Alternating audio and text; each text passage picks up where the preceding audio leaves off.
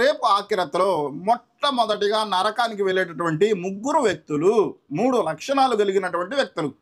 మొట్టమొదటిగా నరకానికి వెళ్ళిపోతారు 3 లక్షణాలు కలిగినటువంటి వ్యక్తులు. ఎవరు వారు? ఒకరు ఎవరికైతే ధర్మజ్ఞానం కలిగి ఉండి ఆ వ్యక్తి నరకానికి వెళ్ళిపోతాడు. అల్లాహ్ సుబ్హానహు వ తఆలా ఆ ధర్మజ్ఞానం కలిగినటువంటి వ్యక్తిని పిలిచి ఈ విధంగా అడుగుతున్నాడు, ఓ దాసుడా, నీవు నేనిచ్చినటువంటి ధర్మజ్ఞానాన్ని ఏ విధంగా ఉపయోగించావు అని.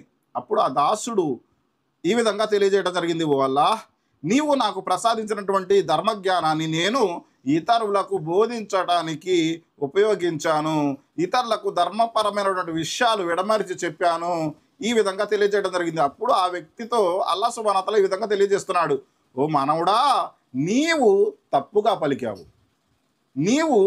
నీకు నేను ఇచ్చినటువంటి ధర్మజ్ఞానాన్ని ఇతరులకు బోధించావు, అయితే నా కోసం కాదు, నువ్వు గొప్ప పండితుడివి అని చెప్పి ప్రజలు నిన్ను భావించాలని, మంచి ఖురాన్ కిరాత్ చేస్తావు అని చెప్పి వినసొంపుగా ఖురాన్ను పారాయణం చేస్తూ నన్ను ఖురాన్ కిరాత్ చేసేటటువంటి వ్యక్తిగా గుర్తించాలి అని, అలాగే ధార్మికంగా మంచి బోధ చేస్తావు అని చెప్పి ప్రజలు పొగడాలని ఈ విధంగా ప్రజలకు చెప్పావే తప్ప నేను అల్లాహ్ కోసం ఈ విధంగా చేస్తున్నాను అనేటటువంటి తలంపు నీ మనసులో లేదు, కాబట్టి నీవు నరకానికి వెళ్ళిపోతున్నావు అని చెప్పి తెలియజేయడం జరిగింది. అతను మంచి పాండిత్యం గలవాడే, అతను ఖురాన్ పారాయణం మంచిగా చేసేవాడే, అతను ధర్మజ్ఞానం కలిగి ఇతరులకు బోధించేవాడే, కానీ అది అల్లాహ్ కోసం కాదు. ఎందుకు? అతని మంచి ఖారీ అని పిలవాలని, అతను మంచి ధర్మ పాండిత్యం కలగ వ్యక్తి అని అనుకోవాలని ప్రజలు. కాబట్టి ప్రజలు అనుకున్నారు, నీవు చనిపోయిన తర్వాత నిన్ను ప్రజలు ఏమని అనుకోవాలి?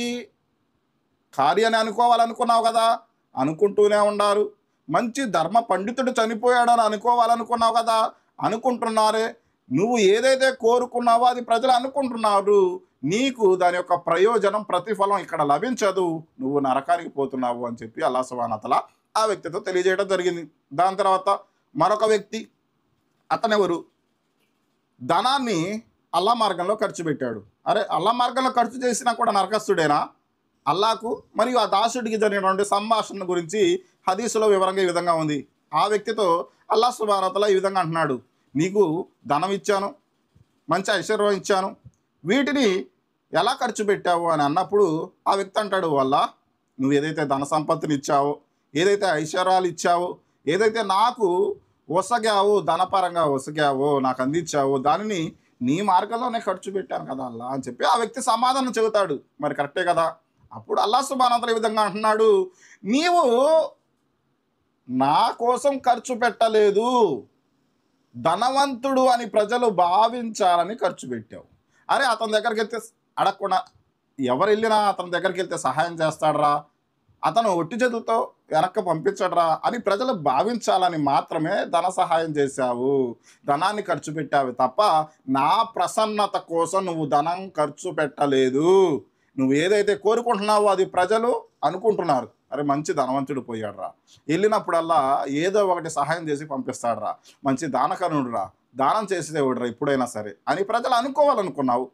ఇప్పుడు ప్రజలు అనుకుంటున్నారు, ఏదైతే నువ్వు కోరుకున్నావో అది ప్రజలు అనుకుంటున్నారు, కానీ నువ్వు అల్లా ప్రసన్నత అంటే నా ప్రసన్నత నువ్వు కోరుకోలేదు, కాబట్టి నీవు నరకస్తుడివి అని చెప్పి తెలియజేయటం జరిగింది.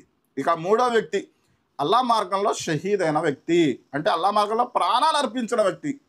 ఈ వ్యక్తిని పిలిచాడు అల్లాహ్ సుబ్హానహు వ తఆలా, ఓ దాసుడా, నేను ఇచ్చినటువంటి దేహాన్ని, నేను ఇచ్చినటువంటి జీవితాన్ని నువ్వు ఏ విధంగా ఖర్చు పెట్టావు అని చెప్పి ఆ వ్యక్తిని అల్లాహ్ సుబ్హానహు వ తఆలా ప్రశ్నిస్తే, నువ్వేదైతే ప్రాణాలు నువ్వు నాకు ఇచ్చావో ఆ ప్రాణాలను నేను నీ మార్గంలోనే ఖర్చు పెట్టాను కదా అల్లా అని చెప్పి ఆ వ్యక్తి సమాధానం చెబుతాడు. అప్పుడు కాదు కాదు, నువ్వు మంచి వీరుడివి, సూర్యుడివి, మంచి యుద్ధ నైపుణ్యం కలవాడివి అని చెప్పి ప్రజలు భావించాలని నీవు నీ ప్రాణాలు అర్పించావు తప్ప నా ప్రసన్నత కోసం నీవు అర్పించలేదు.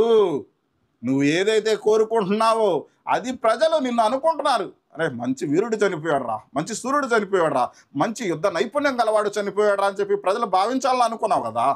అలా ప్రజలు అనుకుంటున్నారు, నీవు నా ప్రసన్నత కోసం నీవు యుద్ధ మైదానంలో మరణించలేదు, కాబట్టి నువ్వు నరకస్తుడివి అని చెప్పి తెలియజేయడం జరిగింది.